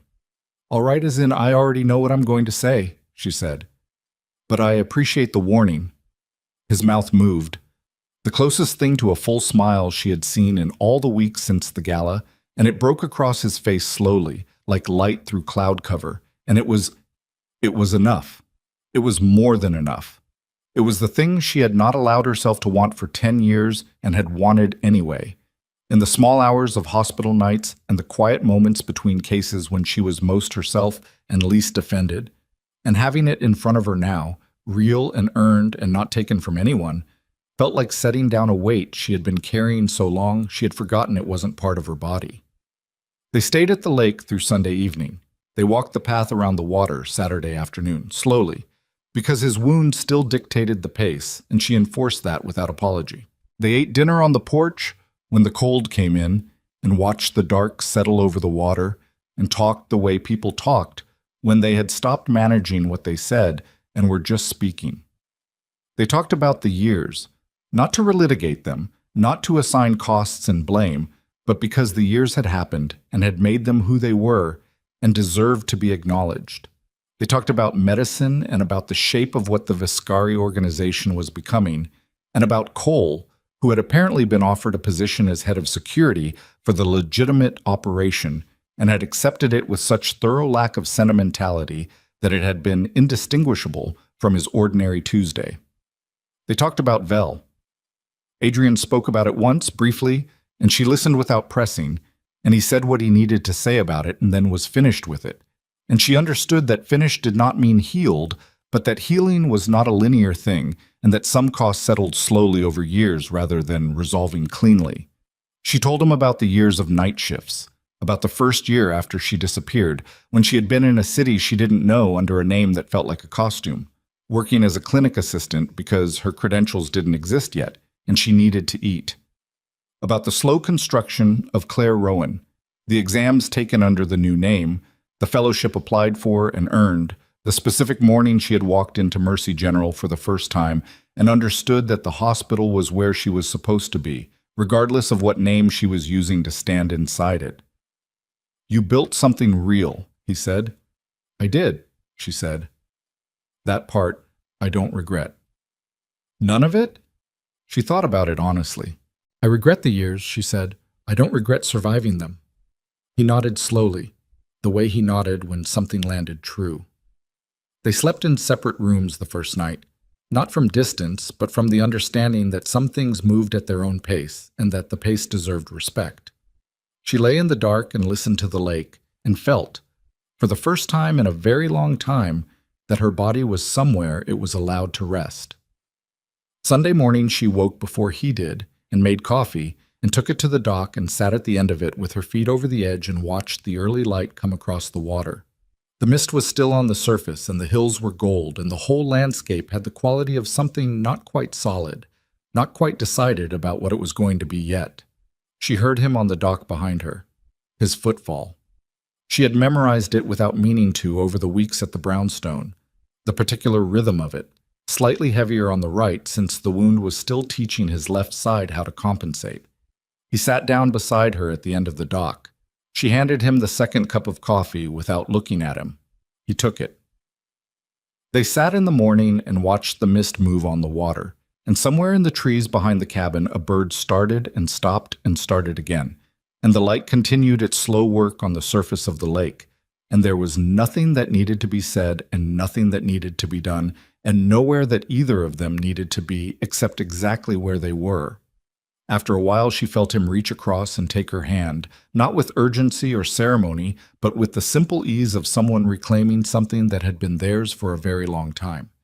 She let him. She turned her hand over in his and held on. The mist lifted slowly. The hills came clear. The water below the dock went from silver to blue, in the way that water went when the day decided to begin, and the light reached all the way to the bottom, and there was nothing hidden in it.